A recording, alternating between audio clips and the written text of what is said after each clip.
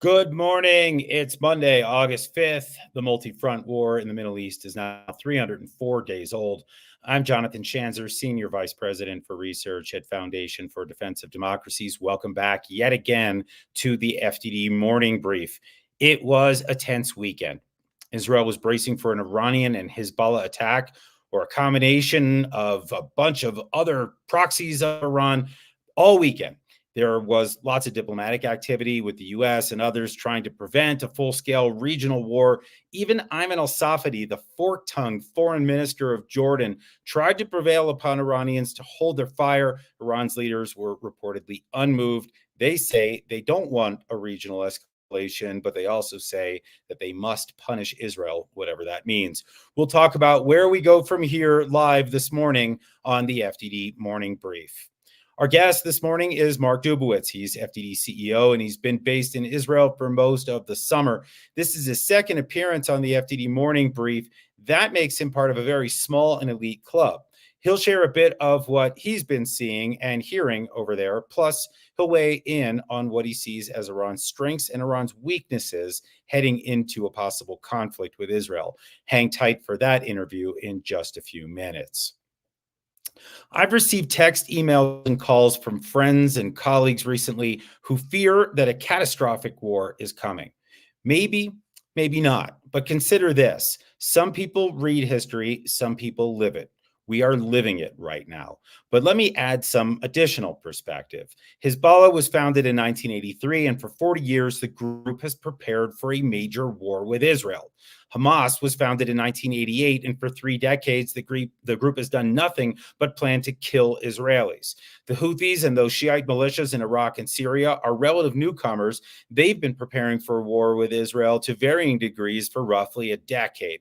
And then there's Iran. The Islamic Republic has called for death to Israel since its inception in 1979. It has spent hundreds of millions, maybe billions of dollars to arm and train the aforementioned proxies for war with Israel.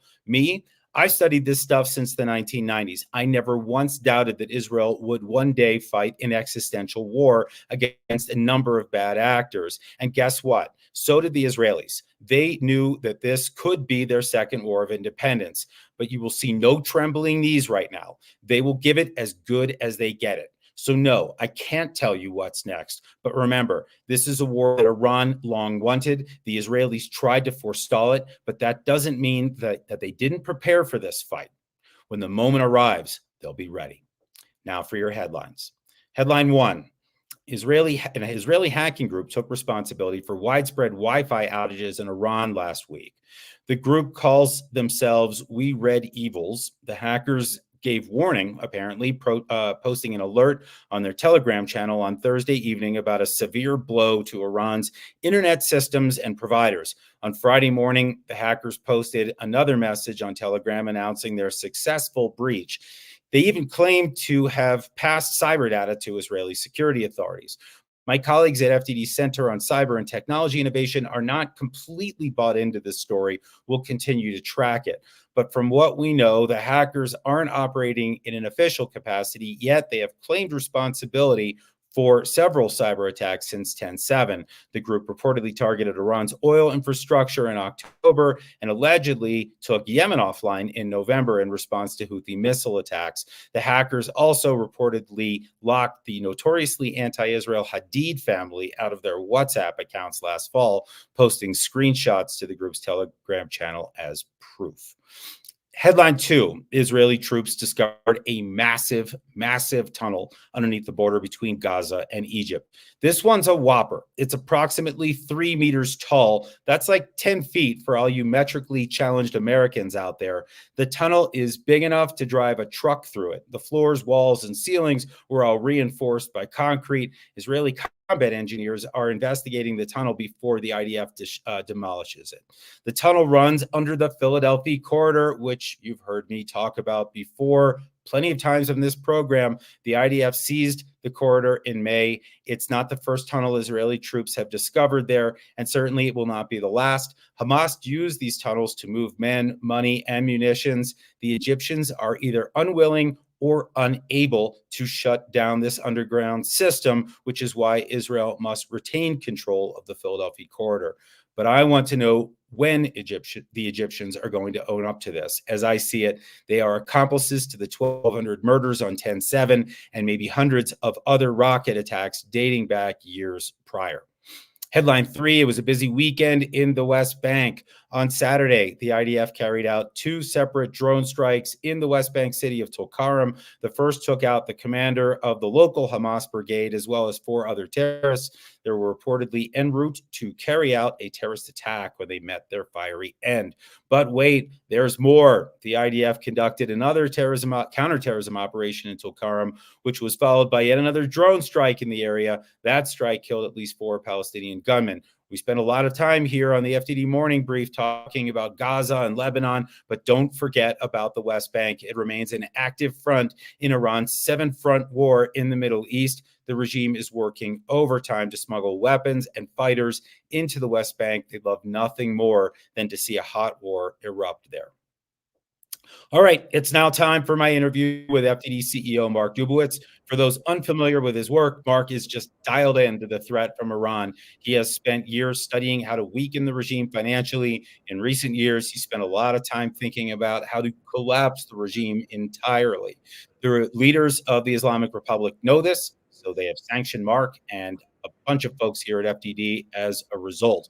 Mark is in Israel now, and he's got a lot to say about the current situation. So let's talk to him live on the FDD Morning Brief. Welcome back for more abuse, Mark Dubowitz. John, good to be back. All right. Well, first, let's talk about what's going on in Israel right now. How's the country holding up? I know it's tense. I know it's traumatic. I know that people are not loving this, but I am getting a sense of defiance. Am I not? Yeah, John, you're right. Listen, I mean, Israelis, resilient, tough, going about their business. Shopping malls are full. People are taking their kids to school. They've been fighting wars for 80 years. They prefer not to. They prefer to live in peace, but they're ready. And after October 7th, they want their government to take the fight directly to Iran and to its terror proxies. I think we're starting to see that. And what about within the security establishment? I get the sense that after the targeted killing of Ismail Haniyeh and Fuad Shukr, the Hamas and Hezbollah commanders, we get the sense right now that the Israelis have dropped the gloves, to put it in hockey terms. Are we seeing an Israeli government that is ready to go on offense? Is that really what's happening here? Yeah, John, they're on offense. They took out also Mohammed Def, who was the military commander of Hamas. They took out Aruri, who is the Hamas commander, who was most involved in cooperating with Hezbollah and Iran. They've gone after senior Hamas leadership. They're going after senior Hezbollah leadership. And as you mentioned, they went deep into Tehran, into a IRGC safe house, planted a bomb there a couple of months ago, and took out Haniyeh. So they're on offense, and they're prepared to go back on offense after this next round.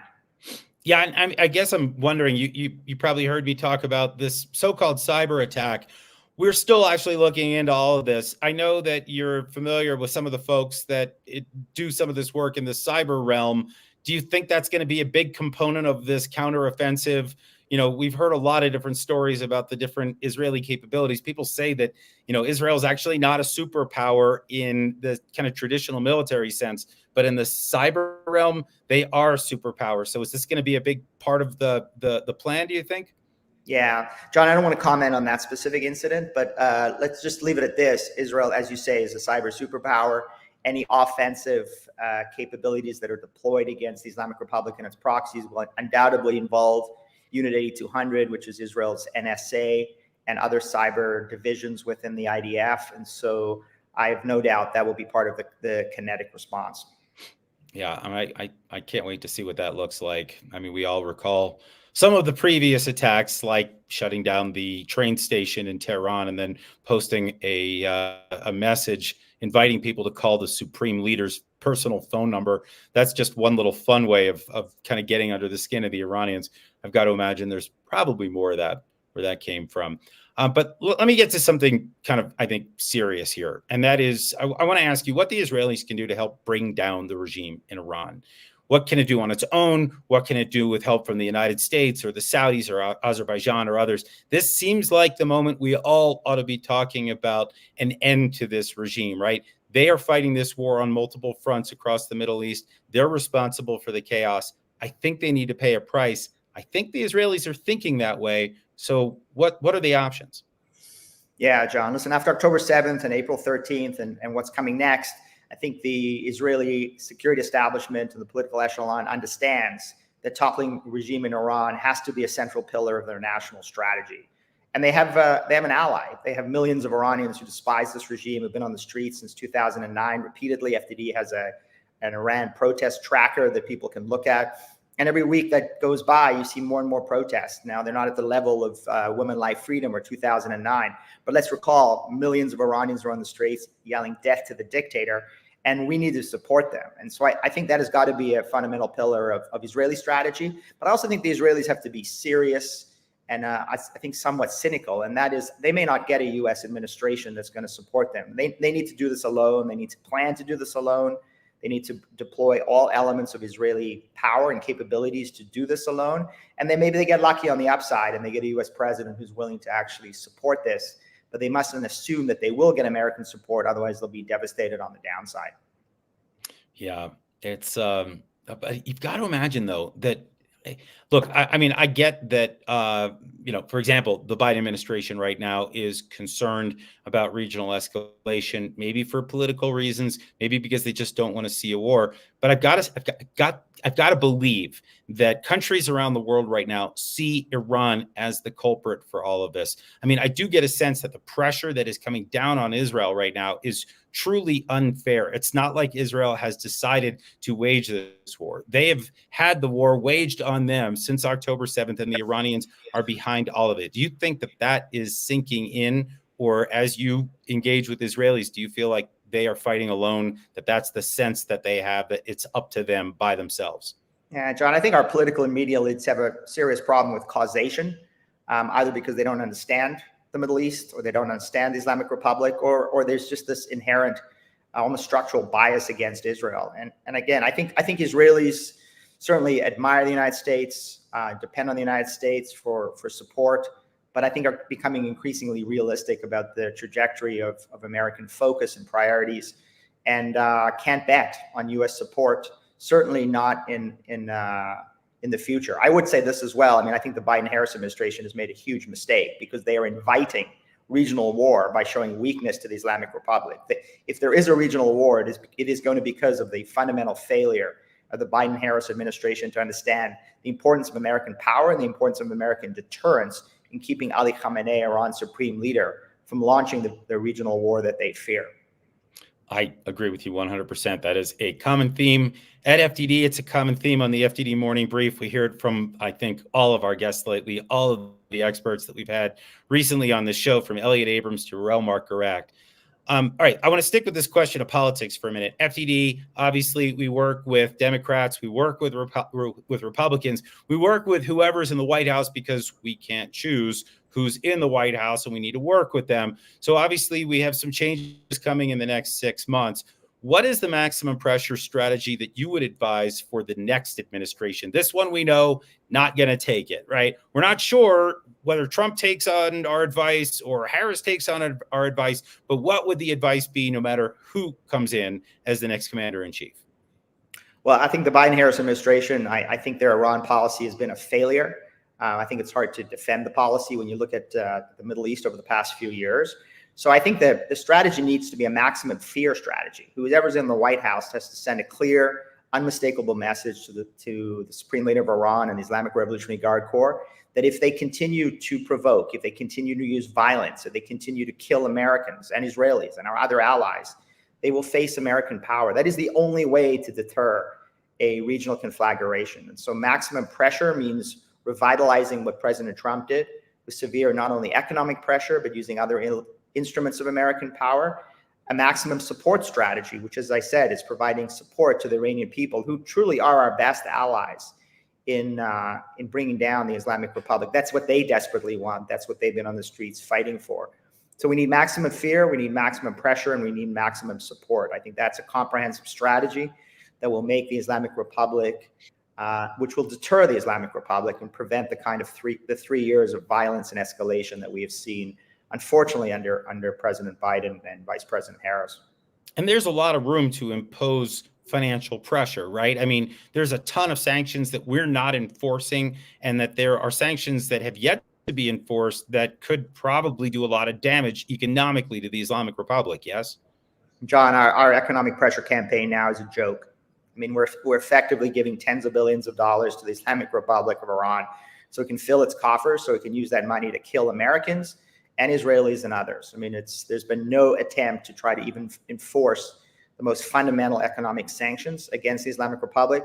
Iran was on its back economically after President Trump imposed maximum pressure, and it's now gotten back on its feet, and it's fighting, and it's fighting hard, and it has the money not only to support its economy and support the budget that sustains the Islamic Republic, but also to pay for all of these deadly weapons that are being fired today on Israel and on American troops and on our Middle Eastern allies. Yeah, I think it's hard to take, but I think we need to be real-eyed about this. You know, it looks like we're funding both sides of this war, right? I mean, we're helping the Israelis, we're providing assistance to them, and obviously it's it's our munitions in large part. There's assistance that's coming through our system. Most of it's being invested here in the defense industry in the United States, but we're doing that while also loosening the pressure on Iran, and we're making sure that money, one way or another, flows to the Islamic Republic. This seems insane to me. Yeah, it's insane, John. But listen, a fundamental and comprehensive policy is not just about economic pressure, right? Economic pressure is just one part of that strategy. The strategy needs to be comprehensive. It needs to look at elements of American power. It needs to look at elements of Israeli and Saudi and other power, and figure out a way to actually enhance that. I mean, I don't think the United States needs to go to war with Iran, right? The United States needs to support its allies. The United States needs to actually impose, as I said, a campaign of maximum fear. Ali Khamenei fears his people, and he fears the United States. He understands his people can bring down the regime. He understands America can bring down its regime. It's long past the time that we use that fear and enhance that fear in order to restore some semblance of stability and hopefully peace and prosperity in the Middle East. All right, last question for you, and it's the big one. Let's talk about the Iranian nuclear program. We know the Iranians are still testing the Israelis, and they're testing the West, right? Incrementally inching toward that bomb. What should Israel be doing about this right now? What should everyone else be thinking about? What should the world be doing as we reach a very dangerous moment? Yeah, we're just about to put out a major report on exactly this. And it fundamentally comes down to one element, John, and that is that, again, Ali Khamenei needs to understand that if he moves towards nuclear weapons, the United States will use military force to stop that. That's not just me saying that. That's multiple presidents who've committed to doing that, including President Biden, President Trump, President Obama, President Bush, right? Multiple presidents, Democratic and Republican, have made it clear that if Iran moves towards nuclear weapons, the United States will use military force to stop that. If the United States doesn't do that, if the United States sends a message that they're not committed to do that, then this Islamic Republic, this brutal Islamic Republic, will have multiple nuclear weapons. And then the Middle East will be on a nuclear hair trigger. And you'll see multiple states developing their own nuclear weapons. The Saudis will go for it, the Turks, the Algerians, the Egyptians. I mean, no one's going to allow the Iranians to develop nuclear weapons without some kind of counter-nuclear program and strategy. And then Middle East on a nuclear hair trigger, that's when you could see a nuclear conflagration in the Middle East with devastating consequences, not just for the region, but for the United States. Yeah, the last thing we need right now is a nuclear Iran. You know, there's the chain of events where everybody else tries to go nuclear. There's the very nervous Middle East that would result from Iran getting the bomb. That just sounds like a nightmare. I know you're watching it. We'll look forward to that new report. We're going to leave it there. Thank you, Mark Dubowitz, for joining us live today on the FDD Morning Brief. Thanks, John, for having me. All right, here's what FDD has on tap for you today. My FDD colleague John Hardy has just edited and released the August edition of the Biden administration Foreign Policy Tracker, which takes a look at the trend lines of the administration's policies across 16 different issue areas. The report highlights some positive developments, such as the constructive meeting between U.S. and the Emirati officials in addressing the day after in Gaza, and the 18% increase in defense spending by America's NATO allies this year. However, the team also underscores a number of areas where the administration is falling flat, like the White House's endorsement of a recent joint statement supporting Hamas-affiliated UNRWA and incessant calls for Israel to restrain itself amidst the persistent Hezbollah threat. As election season reaches a fever pitch, we'll keep calling it as we see it, balls and strikes. That's what we do here at FDD.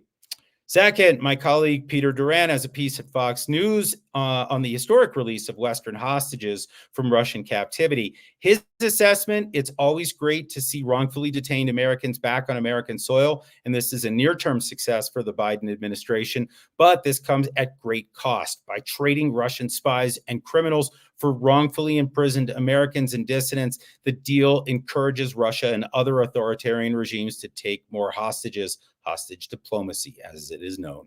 And third, FDD's Ruel Marcarect and Ray Takei have a new piece in the Wall Street Journal that endeavors to explain the Iranian regime's calculus after the daring Israeli targeted killing of Hamas leader Ismail Haniyeh. They note that America should be standing staunchly with Israel right now. Signs of division in the U.S.-Israel relationship, they argue, is the surest way to invite a regional Middle East war that nobody wants. You've heard that theme here today. You've heard it here before more than a few times at the FDD Morning Brief.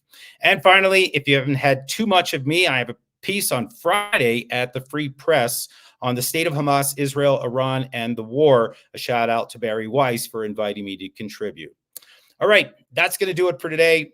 Read our expert analysis on our website, fdd.org. Read our quick takes on X at FDD, and support our work with a tax-deductible donation at fdd.org/invest. Tune in Wednesday for more news and more analysis here on the FDD Morning Brief.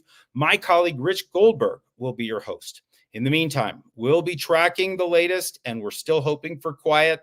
Thanks for joining today. I'm Jonathan Schanzer, signing off for FDD.